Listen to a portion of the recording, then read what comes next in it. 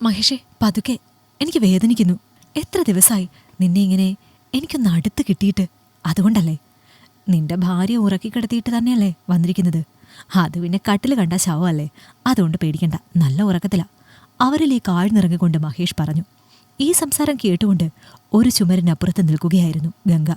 സ്വന്തം ഭർത്താവും അച്ഛൻ്റെ രണ്ടാം ഭാര്യയും തമ്മിൽ വീഴ്ചയിൽ ഏർപ്പെടുന്നത് കാണേണ്ടി വരുന്ന ഒരു സ്ത്രീയുടെ അവസ്ഥ ഒരു നിമിഷം മരിച്ചു പോയിരുന്നുവെങ്കിലെന്ന് ആഗ്രഹിച്ചു പോയിരുന്നു. തനിക്ക് 12 വയസ്സുള്ളപ്പോഴാണ് അച്ഛൻ മറ്റൊരു വിവാഹം കഴിക്കുന്നത്. വീട്ടുകാരെല്ലാവരും നിർബന്ധിച്ചാണ് മറ്റൊരു വിവാഹത്തിലേക്ക് അച്ഛനെ എത്തിച്ചത് തന്നെ. ഒരു പെൺകുട്ടിയാണ് വളർന്നു വരുന്നത് എന്നും അവൾക്ക് വേണ്ടി മറ്റൊരു വിവാഹ ജീവിതം തിരഞ്ഞെടുക്കണമെന്നുള്ള മറ്റുള്ളവരുടെ നിർബന്ധം മൂലമാണ് അച്ഛൻ മറ്റൊരു വിവാഹത്തിലേക്ക് എത്താനായി തീരുമാനിച്ചത്. ആദ്യമായി തനിക്ക് ആർത്തവം വന്നപ്പോൾ എന്ത് ചെയ്യണമെന്നറിയാതെ നിസ്സഹായനായി നിൽക്കുന്ന അച്ഛൻ്റെ മുഖം ഇപ്പോഴും മനസ്സിൽ മായാതെ കിടക്കുന്നുണ്ട്. അന്ന് താനും നിർബന്ധിച്ചിരുന്നു, ഒരു കൂട്ട് അച്ഛന് വേണമെന്ന് പറഞ്ഞ്. അങ്ങനെയാണ് അച്ഛൻ മറ്റൊരു വിവാഹത്തിന് സമ്മതിക്കുന്നത്. വിവാഹം കഴിഞ്ഞ് മാസങ്ങൾ മാത്രം ഭർത്താവിനൊപ്പം താമസിച്ച് വൈധവ്യം ഏറ്റുവാങ്ങേണ്ടി വന്ന ഒരു സ്ത്രീയായിരുന്നു അച്ഛൻ വധുവായി തിരഞ്ഞെടുത്തിരുന്നത്. മല്ലിക എന്നായിരുന്നു അവരുടെ പേര്. വിവാഹശേഷം അവർ വീട്ടിൽ വരുമ്പോൾ വലിയ പ്രത്യേകതകളൊന്നും ഉണ്ടായിരുന്നില്ല. തന്നോട് വളരെ നല്ല രീതിയിൽ തന്നെയാണ് ഇടപെട്ടിട്ടുള്ളത്. രണ്ടാനമ്മ എന്ന പേര് പൊതുവേ വില്ലത്തിയായി ചിത്രീകരിക്കപ്പെടുന്നത് എങ്കിലും മല്ലികയെ സംബന്ധിച്ചിടത്തോളം അങ്ങനെയൊരു രീതിയായിരുന്നില്ല. അവരുടെ കാര്യങ്ങൾ നോക്കും, മറ്റുള്ളവരുടെ കാര്യങ്ങളിലൊന്നും ഇടപെടാറില്ല. അനാവശ്യമായി തൻ്റെ കാര്യങ്ങൾ ഇടപെടുകയും തന്നെ ശാസിക്കുകയും ഒന്നും ചെയ്യാറില്ല. രണ്ടാനമ്മയായി തന്നോട് ഇടപെട്ടിട്ടുമില്ല. സ്വന്തം അമ്മയാണെന്ന തോന്നൽ ഉണ്ടായിട്ടുമില്ല. ഒരേ വീട്ടിൽ കഴിയുന്ന 3 പേർ. അച്ഛൻ്റെ കാര്യങ്ങളിൽ പോലും അവർ അമിതമായി ഇടപെടാറുണ്ട് എന്ന് തോന്നിയിട്ടില്ല. എന്നാൽ ഇടയ്ക്കൊക്കെ അവർ ചില ഫോൺ വിളികളും വഴിവിട്ട ബന്ധങ്ങളും ഉണ്ടെന്ന് സംശയം തോന്നിയിട്ടുണ്ട്. താൻ കാരണം അച്ഛൻ്റെ കുടുംബജീവിതം തകരണ്ട എന്ന് കരുതി അതിനെക്കുറിച്ചൊന്നും അച്ഛനോട് പറഞ്ഞിട്ടില്ല. കോളേജിൽ പഠിക്കുന്ന കാലത്ത് ഒരു ചെറുപ്പക്കാരനുമായി അവരെ പല സ്ഥലങ്ങളിൽ വെച്ചും സുഹൃത്തുക്കളൊക്കെ കണ്ടു എന്ന് തന്നോട് പറഞ്ഞിട്ടുണ്ട്. ഒരിക്കൽ പോലും അതിനെപ്പറ്റി ചോദിച്ചിട്ടില്ല. അതിന് കാരണം അങ്ങനെ തുറന്നു ചോദിക്കാൻ മാത്രമുള്ള ഒരു ബന്ധം തങ്ങൾക്കിടയിൽ ഉണ്ടായിരുന്നില്ല എന്നത് തന്നെയാണ്. പിന്നീട് തനിക്ക് വിവാഹാലോചന വന്നപ്പോൾ ഈ വിവാഹത്തിന് ഏറ്റവും കൂടുതൽ ഉത്സാഹം കാണിച്ചതും അവരായിരുന്നു. എന്താണ് അതിനു പിന്നിലുള്ള ചേതോവികാരം എന്ന് പലപ്പോഴും താൻ ചിന്തിച്ചിട്ടുണ്ട്. എന്നാൽ ഈ വിവാഹം ഉറപ്പിച്ചപ്പോൾ അവർക്ക് വല്ലാത്ത സന്തോഷമായിരുന്നു. ഭർത്താവുമായി വന്ന മഹേഷിനും ആകട്ടെ അവരെ കാണുന്നത് പോലും ഇഷ്ടമായിരുന്നില്ല. ആദ്യ രാത്രിയിൽ തന്നെ അയാൾ തന്നോട് പറഞ്ഞത് അവരെ ഇഷ്ടമല്ല എന്നാണ്. വിരുന്നിന് വന്നപ്പോഴും അവരോട് അധികം സംസാരിക്കുകയൊന്നും ചെയ്തില്ല. ആ സമയത്താണ് ആദ്യമായി തനിക്ക് അവരോട് സഹതാപം തോന്നിയത്. ഒരു രണ്ടാനമ്മ എന്ന നിലയിലാണ് മഹേഷ് അവരോട് പെരുമാറിയത്. അധികം താല്പര്യം കാണിക്കാതെ അവർ ചോദിച്ചതിന് മാത്രം മറുപടി പറഞ്ഞ് അവരെ ഒറ്റപ്പെടുത്തുന്നത് പോലെ തോന്നിയപ്പോൾ ജീവിതത്തിൽ ആദ്യമായി അവരോട് സഹതാപവും മഹേഷിനോട് ദേഷ്യവും തോന്നിയിരുന്നു. എന്തൊക്കെ പറഞ്ഞാലും തൻ്റെ അച്ഛൻ്റെ ഭാര്യയാണ്, തൻ്റെ അമ്മയുടെ സ്ഥാനത്തുള്ള വ്യക്തി. എന്തിനാണ് അവരെ ഇങ്ങനെ ഒറ്റപ്പെടുത്തുന്നത് എന്ന് അന്ന് മഹേഷിനോട് ചോദിക്കുകയും ചെയ്തു.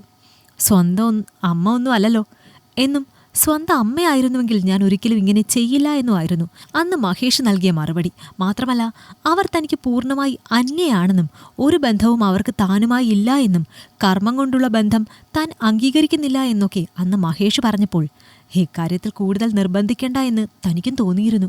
പക്ഷെ അതിനുശേഷം തനിക്ക് അവരോടുള്ള മനോഭാവത്തിൽ വലിയ മാറ്റങ്ങൾ വന്നു. കൂടുതൽ സംസാരിക്കുകയും അവരെ ഒറ്റപ്പെടുത്താതെ കൂടെ നിർത്തുകയും ഒക്കെ ചെയ്തു. ആദ്യത്തെ നടുക്കം മാറുന്നതിന് മുൻപ് തന്നെ മൊബൈലിൽ വീഡിയോ എടുത്ത് സേവ് ചെയ്തു വെച്ചു. ഈ രംഗം നാളെ അച്ഛനെ കാണിക്കണം. കാരണം താനായിട്ട് ഈ ബന്ധത്തിൽ നിന്നും മാറിയതാണെന്ന് പറയാൻ പാടില്ല. പിറ്റേന്ന് അച്ഛൻ എഴുന്നേറ്റ് വന്നപ്പോൾ തന്നെ ആദ്യം അച്ഛനെ ഇത് കാണിച്ചതാണ്. മനസ്സ് തകർന്നു പോകുമെന്ന് ഉറപ്പായിരുന്നു. പക്ഷേ കാണിക്കാതിരിക്കാൻ സാധിച്ചില്ല. തകർന്നത് തൻ്റെയും അച്ഛൻ്റെയും ജീവിതമാണ്. ഫോണിലേക്ക് നോക്കിയതും അച്ഛൻ ഞെട്ടിത്തരിച്ചു പോയിരുന്നു. ശേഷം എൻ്റെ മുഖത്തേക്ക് നോക്കി ആ കണ്ണുകൾ നിറയുന്നത് കണ്ടതും എൻ്റെ ഹൃദയം പിടഞ്ഞു. അച്ഛൻ്റെ കൈകൾ മുറുക്കി പിടിച്ചുകൊണ്ട്, സാരമില്ല, നമുക്കിനി അവരെ വേണ്ട.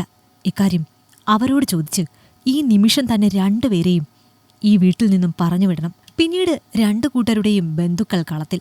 മഹേഷിന്റെ വീട്ടുകാർക്ക് കരച്ചിലും പിഴിച്ചിലുമായി തൻ്റെ കാലു പിടിക്കാൻ തുടങ്ങി. അപ്പോഴാണ് ഒരു പഴയ കഥയെക്കുറിച്ച് അറിയുന്നത്. ഇതിനു മുൻപ് തൻ്റെ സുഹൃത്തുക്കളൊക്കെ ഇവരെയും ഒരു ചെറുപ്പക്കാരനെയും തമ്മിൽ കണ്ടു എന്ന് പറഞ്ഞത് ആ മഹേഷായിരുന്നു. ഇരുവരും തമ്മിൽ കുറച്ചധികം നാളുകളായി തുടങ്ങിയ ബന്ധമാണ്. ഇരുവരും തമ്മിൽ 18 വയസ്സോളം വ്യത്യാസമുണ്ട്. പക്ഷേ ഈ ബന്ധം കുറച്ചധികം കാലമായി കൊണ്ടു നടക്കുകയായിരുന്നു. ഈ ബന്ധം ഉറപ്പിക്കുവാൻ വേണ്ടിയാണ് തന്നെ മഹേഷിന് വിവാഹം ആലോചിച്ചത്. മല്ലിക വളരെ വിദഗ്ധമായാണ് വിവാഹത്തിന്റെ ഓരോ കരുവും നീക്കിയത്. ഒരിടത്തും അവരുടെ പേര് വരാതെ വളരെ വ്യക്തമായ രീതിയിൽ ഒരു സംശയത്തിനും ഇടം നൽകാതിരിക്കാനായിരുന്നു മഹേഷ് തനിക്ക് മുൻപിൽ വെച്ച് അവരോട് അകൽച്ച കാണിച്ചിരുന്നത്. പലപ്പോഴും ഈ വീട്ടിൽ വെച്ച് തന്നെ ഇരുവരും പരസ്പരം ബന്ധപ്പെട്ടിട്ടുണ്ടെന്ന് കേട്ടപ്പോൾ താൻ വെറും വിഡ്ഢിയാക്കപ്പെട്ട പെണ്ണാണെന്ന് തോന്നി.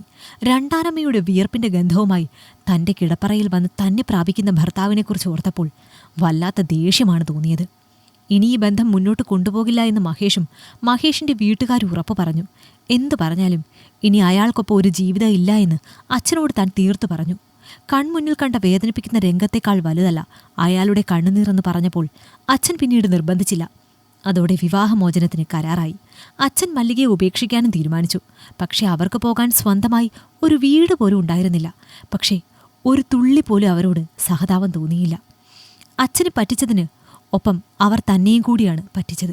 അവരോട് പ്രത്യേകിച്ച് വികാരങ്ങളൊന്നുമില്ലെങ്കിലും ഒരു ദേഷ്യവും തോന്നാതിരുന്നില്ല. സ്വന്തം അമ്മയായി കരുതിയിരുന്നില്ല എന്നത് സത്യമാണ്.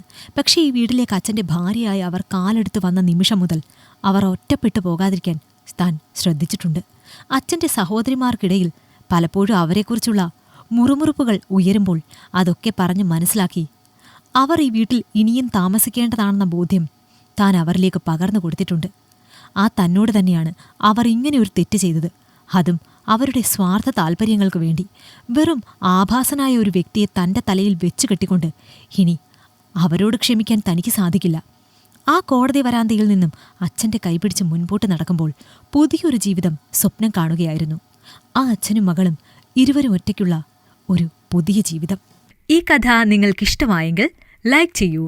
നിങ്ങളുടെ അഭിപ്രായങ്ങൾ കമന്റായി രേഖപ്പെടുത്തൂ. കൂടുതൽ കഥകൾ കേൾക്കാൻ ഈ ചാനൽ സബ്സ്ക്രൈബ് ചെയ്യൂ.